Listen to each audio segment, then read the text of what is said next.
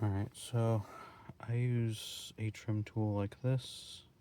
Basically, this front part panel pops off, and these two pieces are bifurcated, so they pop out away from each other.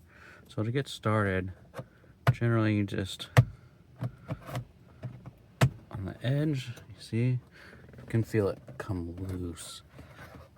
And this side, and you can feel it come loose from both here and around this curve.